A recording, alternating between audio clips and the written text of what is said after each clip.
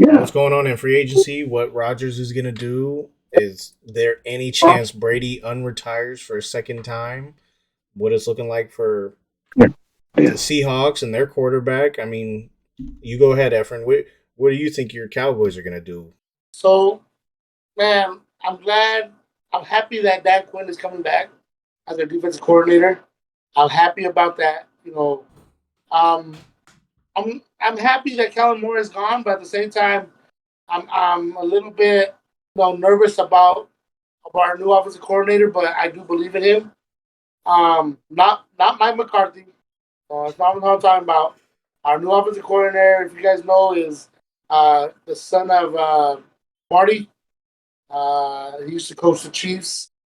He just passed away like probably a couple of years ago. Um, but he was your guys' offensive coordinator, Amos. He was Uh, with the Seahawks and the Jets before them. yeah, but Richard Sherman was talking about him, saying a lot of stuff. But I read into him more, and I kind of believe in him. Um, I believe that Zeke should be done unless he restructures his contract. I believed in him. I knew we should never have paid him because that offensive line was the offensive line that was, it was a great wall part two. That's what I called it.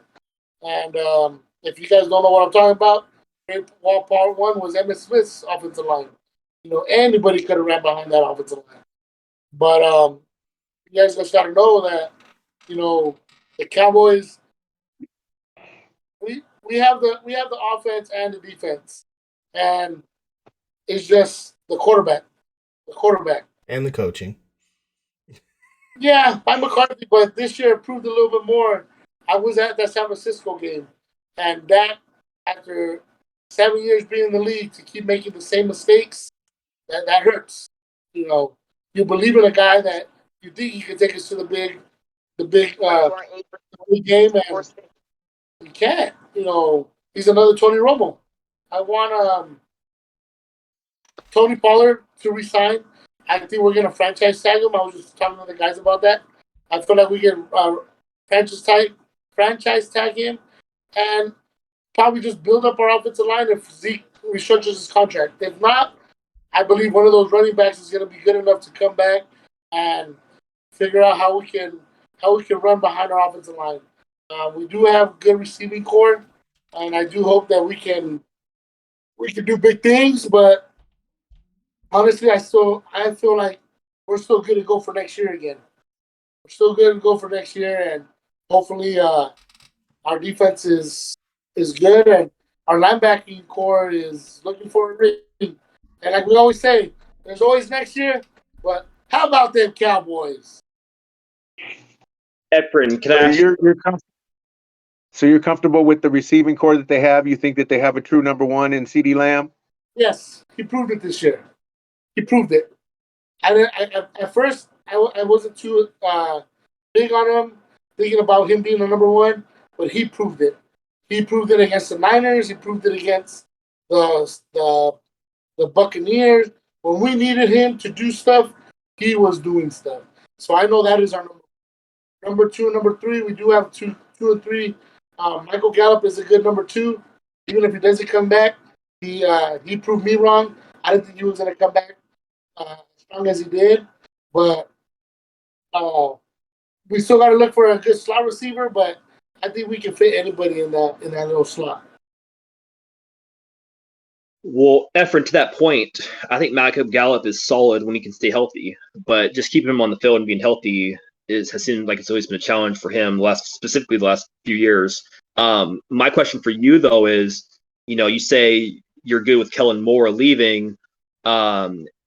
He was highly sought after the last few years, making really good money for an offensive coordinator, for being such a young guy as well. And I actually thought Dak had kind of a breakthrough under him, specifically his first year. And so my question for you is, do you almost think they use Kellen Moore? I know it was a mutual agreement as far as him leaving, and it was also because the Chargers were offering him a good offer as well. But do you think it was almost a cop out for the Cowboys to kind of let him go to keep Dak to kind of, so that way Dak's not handling the scrutiny. I know it sounded like, I know Kellen Moore was getting a lot of critique, for his plays, and that kind of hid, I think, Prescott's faults. Who do you blame, I guess, for the struggles? Do you blame? Sounds like you maybe blame Moore more. You blame both. Okay. I blame both the same. Kellen Moore, as soon as he's seen the mistakes that are even, so as soon as you see that first mistake, remember, Dak went twice. Dak threw 2 interceptions at the wrong time in that Niner game. The first one, you're back, you're gonna throw to the long side of the field, 1-on-1, and your player's beat, and you're looking right at him. And then the second one, it was right after Pollard got hurt, and the other guy jumped the route, the board for the Niners, and the thing is, what I want Dak to do more, and I believe with this offensive coordinator, Dak is gonna run the ball a lot more out of the when he needs time to scramble, instead of trying to stay in there and stay as a pocket passer. I don't think that is Dak's strong game, and I haven't believed that, because the way when I seen Dak, I was happy when we drafted him, because the way he was he could scramble for the yards that we needed against defenses. Look what Patrick Mahomes did against his Eagles defense when he needed a run. He ran and got those yards. Dak hasn't done that at all no more. That, and I understand he's worried about his foot and his leg. I clearly understand that. But come on, we're paying you all that money to make us, like we say, great again. Let's be honest, our defense did what they had to do in the divisional playoff. They did the same thing the Eagles did. But they had letdowns during the regular season, though. No, the only thing that was different. No. The only what thing happened that was against different Jacksonville is that the Eagles knocked out Purdy in that game. That was the only difference. Because if you actually look at it, Purdy played like a rookie against us in that divisional game. No, the only difference is that Philadelphia put 31 points up on them. No, yep. Come on, they were. Hey, yes. No, but the thing is, we could have gone out of there. Yeah, what was the score, Efrain? What was the score? You need to stop. You need to stop. That defense is elite, no doubt about it. But they went to sleep during the regular season, and there's no doubting that. You're such a and that's what is so disappointing is that you're such a Cowboy fan, dude. No, you're such a Cowboy fan. It's the truth. They can, you should Texas, because that's exactly how they root for that team in Texas. No, that's exactly how they root for that team in Texas. It's the truth. No, it is the truth. Yeah, it is. It's the truth, bro. You're giving that defense far too much credit. They went to sleep during the regular season at the end of the year.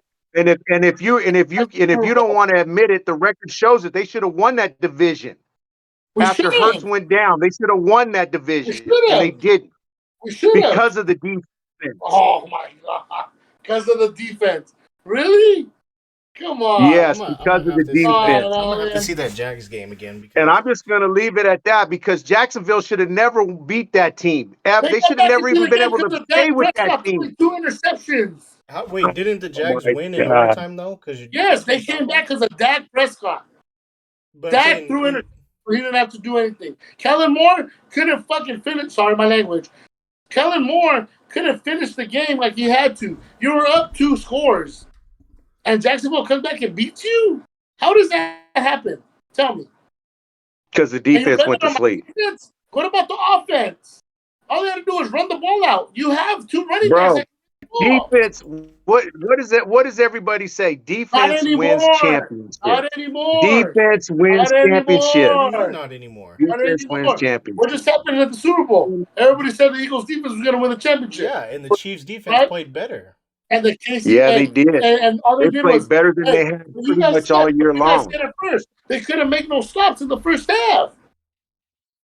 They only had to make. And then what happened? They went into at halftime and made adjustments. Yeah. Right? And how many points? And then how many points did Philadelphia score?